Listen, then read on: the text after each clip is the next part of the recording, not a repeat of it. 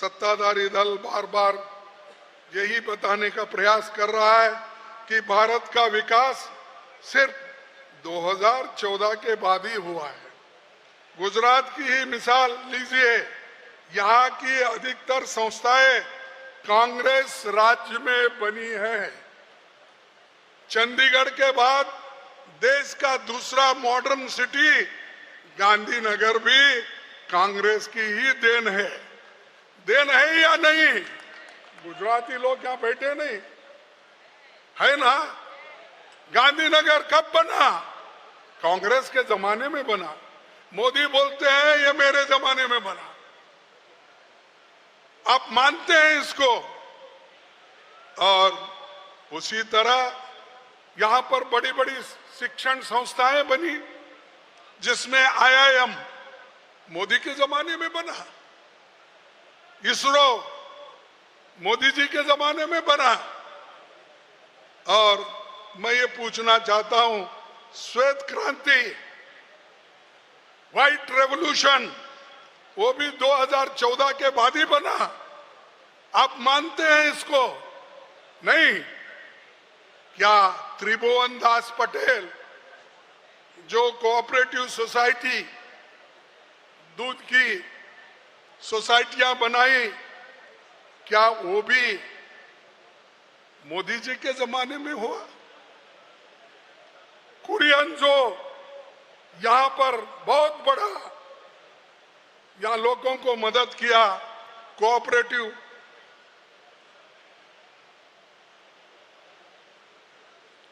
Movement को उन्होंने अच्छी तरह से काम किया, क्या ये भी 2014 में हुआ? मैं पूछ रहा, ऐसे बड़े बड़े काम हमारे लोगों ने किया, फिर भी 70 साल में कांग्रेस ने क्या किया? अब वो 70 साल छोड़ दिए, फिर 60 पे आए, अब 60 छोड़ दिए, 55 पे आए। 55 सालों में आपके, अरे भाई तुम तो 11 साल प्राइम मिनिस्टर हो गए, 13.5 साल चीफ मिनिस्टर है गुजरात के, फिर भी गुजरात को क्या आपने यहाँ के गरीबों का गरीबी हटाया? थोड़े दिनों में सरकार अब इधर इधर नए नए नारे देती है और लोगों को भटकाती है। खास करके आज 15 लाख संपन्न भारतीयों विदेशों में जाकर बस गए हैं। 15 लाख लोग जो अमीर है वो विदेशियों में जाके बसे, फॉरेन कंट्रीज में जाके बसे हैं। बेरोजगारी से बचने के लिए विदेश में काम करने गए हुए नौजवानों को जंजीरों में बांधकर अमेरिका से वापस भेजा जा रहा है, लेकिन हमारे प्राइम मिनिस्टर मुग्ध है, साइलेंट है।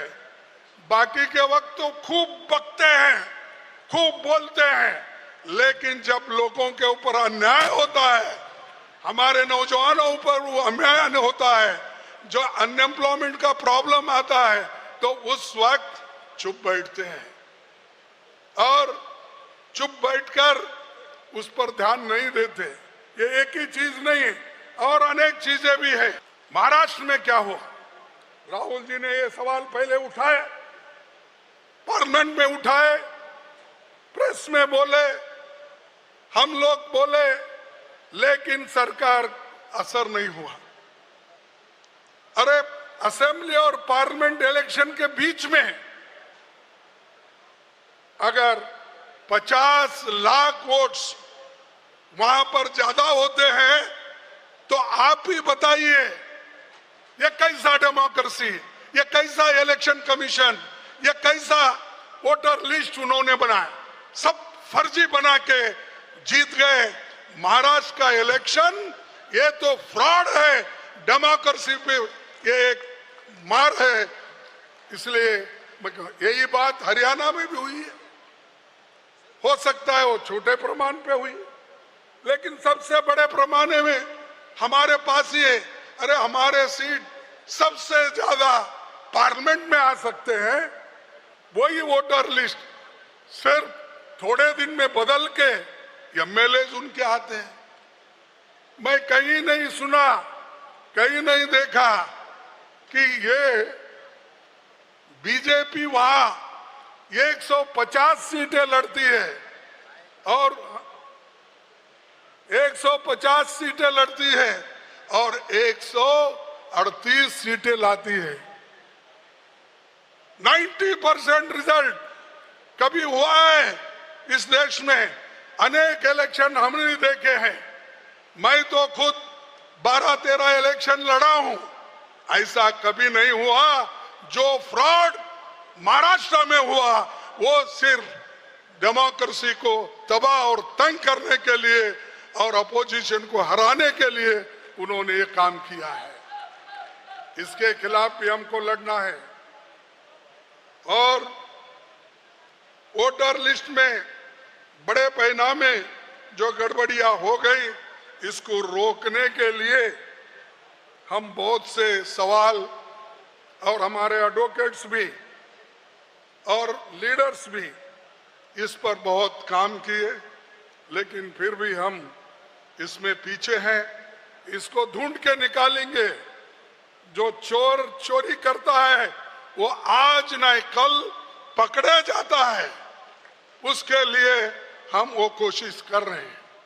हमसे जुड़े रहने के लिए हमारे YouTube चैनल को सब्सक्राइब करें और नई वीडियो की नोटिफिकेशन के लिए बेल आइकॉन को दबाएं।